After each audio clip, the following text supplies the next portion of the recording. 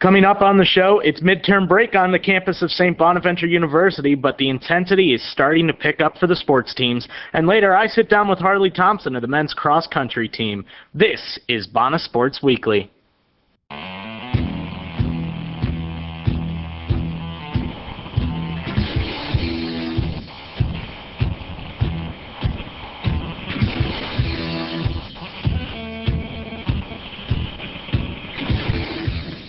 Hello and welcome everyone to the newest edition of the podcast. I'm your host, Zach Warren. Let's get you caught up on what will be happening over the next 2 weeks in Bonaventure sports.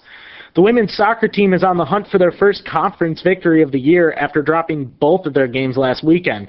On Saturday, they will square off against Duquesne, who was 1-0-1 in the Atlantic 10 and ranked 5th overall in the conference. The Bonnies have been in a bit of a scoring slump as of late, having been shut out by their last 3 opponents. On Monday, the women will host Cornell for their final non-conference game of the season. It will be the final stop of a 3-game road trip for the Big Red of Cornell, who are 6-4 on the year. And finally, the Bonnies will travel to St. Joe's next Friday to take on the only other team in the A-10 who is yet to pick up a conference win. But with that game a week away, both teams will hope to change their fortunes by that point. The men's soccer team had reason to celebrate last week after they picked up their first win, but after dropping the next 2 games, it's back to earth and back to work for the Bonnies, who have 2 games next week. Their first game will be against Duquesne on Sunday in Bonaventure. The Dukes have yet to open up their A-10 season, but have a solid record of 5 wins, 3 losses, and 2 draws. Next Saturday, the men will travel to Davidson for their first matchup as conference opponents. Like Bonaventure, Davidson is 0-1 in the A-10, but they have a better non-conference year with a record of 5-1-2.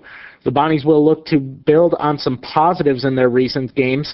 Goals from seniors Nick Perello and Garrett Pisano lifted the Bonnies to their first win last week, and sophomore Eddie Keene currently leads the team with 3 points. The men's and women's cross-country team both have the week off, but they will be back in action on October 18th when they travel to the University of Albany Invitational. The field has expanded from 4 teams last year to 10 teams this year. The course will also be changed from its previous layout. Neither SBU team has raced since the Harry Anderson Invitational on September 27th, where Joe Farinick finished 30th for the men, and junior phenom Carrie Carr finished 1st overall for the women. The swimming and diving teams will compete in their second meet of the season when they host Colgate next Saturday, October 18th. The teams had previously competed in the Western New York Invite to open up their campaign on October 3rd. There were no team score recorded for that meet, but the women had winners in the 200-meter fly and the 200-meter freestyle. The men had event winners in the 200 and 400 IMs, the 100 and 200-meter flies, the 100-meter backstroke, and the 100 and 1,000-meter freestyle.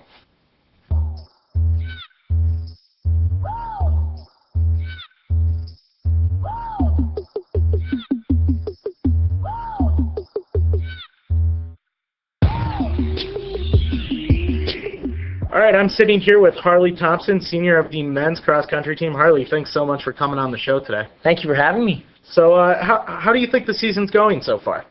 I think that it is going very well. I know that a lot of guys are planning on getting better as the season progresses, and I can see everyone getting stronger every day and every practice as the season goes on, which is what we're all hoping for. What have you guys been doing in practice to help improve sort of your fitness and overall performance in the meets this year?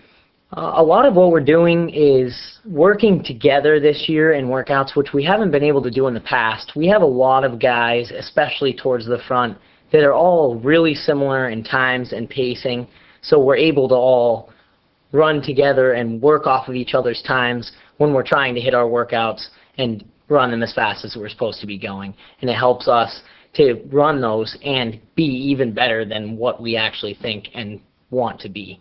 And then when it comes to the race, we're able to work off of each other in the race as well, and not just in the workout.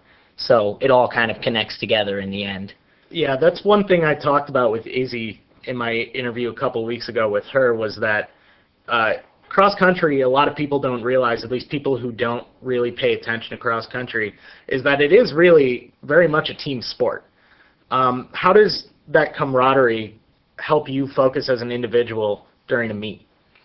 I think that before you can learn to run by yourself, you have to really learn how the team aspect works and how important it is that everyone works together and you're not just, oh, I need to go out and do this for myself today. There's an end goal there where you need to put everything together. Yeah, you want to race great, but you also want your teammates to race great, and then in the end, you want your whole team to do well as a whole. And I think that the most important thing is really for you to start focusing on your teammates, and then in the end, you'll come together as a great runner by yourself. You guys do a lot of work with the women's team, correct? Yes. What kind of work do you do with each other?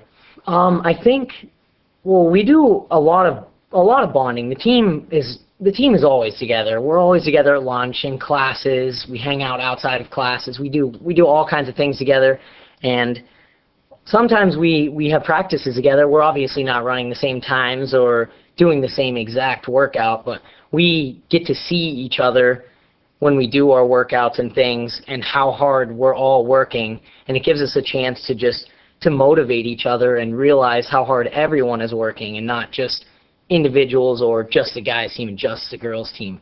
It gives everyone a perspective of how broad it is and how much everyone cares and not just individual people. This is a sport where you need to stay fit pretty much all the time. There's never really time off for you. What do you do when you're not practicing to stay fit? There's so many factors that come into play. Rest is the biggest thing for sure. If you're not getting your sleep, you're gonna notice it right away in your running. You'll feel it. Your legs will be tired. Your body, you're just mentally weak when you go out there and you try to run and you're not rested. It's extremely difficult to do what you need to do. And also going with that, there are just so many factors. You need to eat right. You need to stay hydrated. Hydration is a major factor, especially at the beginning of the semester when it was really hot every day and you're running in the beating sun. So, I mean, you really have to work on being a healthy person in every aspect and not just keeping your legs in good shape. Like some people might think that's what it takes. But I know that most athletes, whatever sport they're in, they know there's a lot more than just that sport, and doing your best in that sport to staying healthy and keeping your body in good physical condition. Now, you're a senior sociology major, correct? That is correct. So that's a lot of work and a lot of pressure for you on your senior year, plus being a D1 athlete. How have you been able to balance that out? It's definitely a lot easier to figure out how to be an athlete and a student at the same time, because you find out how to balance your time and how to organize everything out so you know when you're going to do it and you know when it's time to practice and fill in all the things in between practice, doing homework, and going to classes. So you really find a good balance of everything, so it's a lot easier to do by the time you get older and really you wise up and figure things out. 4 years of practice. Yeah, really basically, helps. for sure. So, correct me if I'm wrong, but you are on the top of a Bonaventure record list, correct? You're the #1 time in 10K for men's? Yep. When did you set that record? I set that record my sophomore year, which was coming off of a surgery that I had from an injury coming out of high school. So that was really a monumental moment in my college career for sure, because that season I had no idea what to expect. My freshman year was nothing of what I had hoped it would be. And I rolled into the sophomore year. I had a month and a half of training, which really wasn't training. It was pretty low intensity. But once I got to college, I jumped back into it that year, and everything came together at the end of the year. And I just was running my best, as we always try to do. And it all came together perfectly for that last race of the season. What was the injury that you came off of? I had a torn labrum in my left hip, which was caused by a bone spurt. And it had pushed the labrum out and ended up tearing. And it really was unknown until the end of freshman year, so I wasn't able to deal with it until after that season. That's pretty remarkable that you overcame that kind of injury and then placed yourself on top of a record list, and you're up there for a couple other things too. I believe you're second on the 5K list. Yeah. Is that true? So what's it like? Because this is a feeling that really, realistically, not a lot of people on this campus, both past and present and future, know the feeling of being on a record list. What does it feel like to be the top time in 10K? It's extremely honoring to know that I'm able to get out and really do something that a lot of people aren't able to do. Granted that this program really wasn't much before I got here. I was of the first recruiting class before it was really considered a club sport, because no one really cares about cross country. It's not really a big deal to anyone. But I came in, and my high school coach had came to school here and ran, and I really wanted to just make a mark and try to do something that a lot of people can't do, and a lot of people hope to do. And when I saw that, I knew I always set my eyes forward, and I knew that eventually I'd be able to get there if I really worked at it. So, I mean, that was one of the goals that pushed me towards getting that record, just knowing that it was there, and it's there for someone to work hard for, and if they want it bad enough, they can get it. Senior year, your last season, your last hurrah, what are your goals this year? Or what have your goals been, or have they changed at all now that we're nearing the end of the season? I have two big goals. The first is definitely I would like this team to be able to finish outside of last place in the Atlantic 10 division, which has never been done. We are so much better than what people can see on paper that just says last place.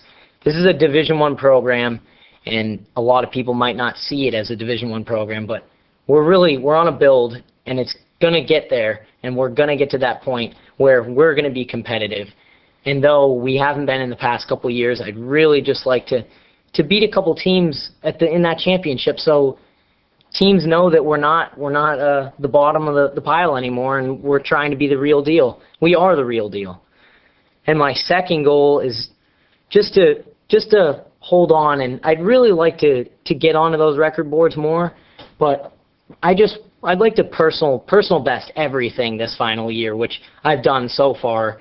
I have another 8K before the championship that I'd really like to get. It's a beautiful course, and I have a great opportunity to set my personal best from college and from my life records. And if I get that school record, which is really there, and I know that I'm in physical condition to do that, then that'd be great to do as well. But it's all about the team, and it's all about my personal goals that I just want to close out, so I know that I can call my college career the best that I possibly wanted it to be.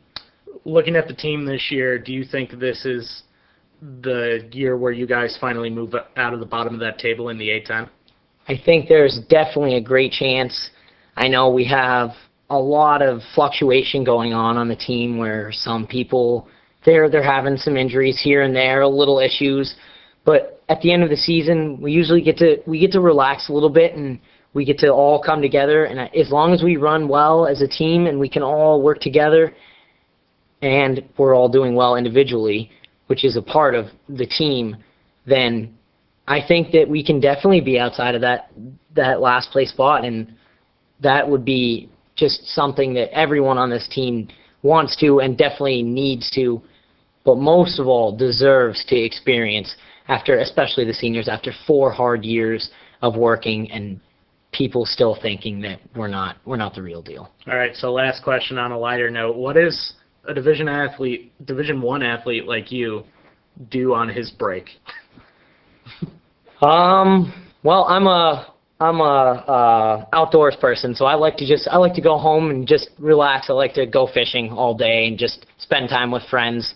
Definitely try not to think about running, though. Get a little bit of relaxation in, because I'm always thinking about running, always thinking about what I'm going to do next, and keep everything healthy. So I guess just try to stay healthy and just kind of kick back. Yeah, kick back for sure. All right. Well, good for you, man. You deserve it. Harley Thompson, senior cross-country runner. Harley, thanks so much for coming on the show. Thank you very much. Have a good break, man. You as well. Well, that's it for the show. I'm on break next week, but tune in 2 weeks from now for more sports updates. But for now, I'm Zach Warren, and this is Bona Sports Weekly. Have a great week.